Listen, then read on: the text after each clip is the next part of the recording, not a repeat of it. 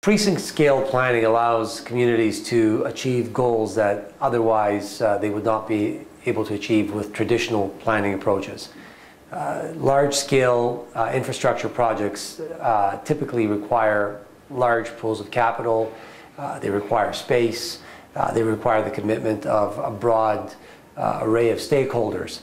And in order to do that, you need to look at it from a precinct perspective. If you, for instance, are wanting to implement a project like deep lake water cooling that we did in Toronto, you would need to be able to house a central plant somewhere. You would need to be able to get commitments from a multiple variety of different end users to justify the construction of the pipe network in the streets. And you would need to be able to find synergies between different stakeholders. In the case of Toronto, the City of Toronto Water Department and Enwave, to be able to justify the capital cost of building infrastructure. So on a precinct-wide level, you get all that. You get the synergies, you get economies of scale, you get public engagement, you get the opportunity to implement new technologies, and you are able to affect much more meaningful results in terms of climate change and energy efficiency.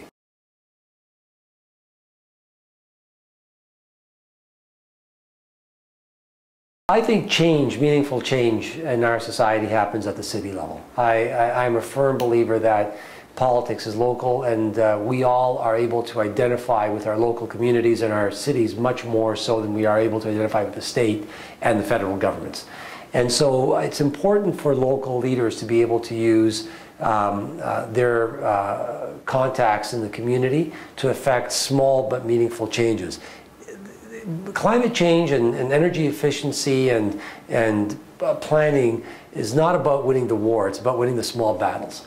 And if you can achieve small successes like what they're trying to do at Bondi Junction, where you're able to look at community-wide planning and a master plan and able to capture people's imagination about what's possible at the local level, at that very small level, then it becomes much more infectious, because nobody wants to be the first person to do something.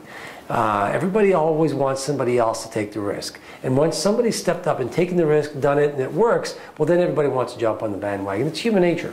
And I think you know, you can affect meaningful change by being able to point to something, and that's why it's important for things to happen at the local level.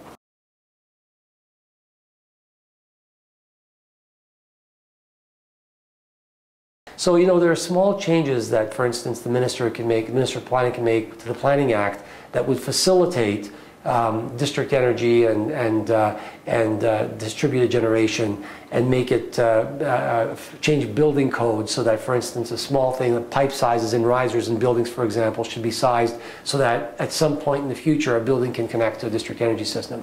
The Minister of Energy, for example, at the state level, can step in and dictate that, you know, if a local district energy system is established that offsets electricity consumption, then there's a direct benefit to the state-run, to the state or to the statewide electricity company, because now they don't have to invest in that local community to supply more power to the growing demand. So what is the benefit that should go back to the district energy company and to the local community? There's a dollar benefit to that. So there are initiatives that the government can take at the federal and state level that really should just follow the example and should support the initiative of the local government.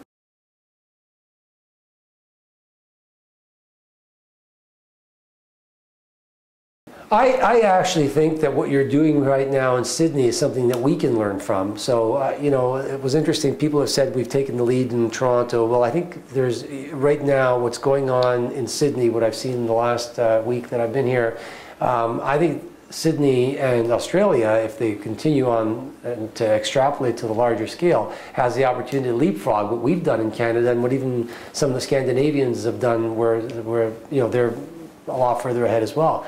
The opportunity to use wastewater to provide not only irrigation needs and you know, secondary water needs, and to diminish the pressure on the water system, the opportunity to use wastewater to do that and also do heating and cooling is something that we're going to learn from in Canada. And so I think Australia and Sydney and Bondi Junction can learn from what we've done in terms of our precinct planning approach and network approach to these types of services, the importance of the backbone, the pipes in the ground, the distribution network. But I think we can learn a lot from hopefully Sydney's success in bringing wastewater into the mix, because at the end of the day, energy is important and emissions are important, but the real future, as we all know, and it's becoming more and more evident, is around water supply. Water supply is going to be the thing that really is going to define the world in the next 50 to 100 years. And using wastewater to do what you're doing here in Sydney is light years ahead. It's fantastic.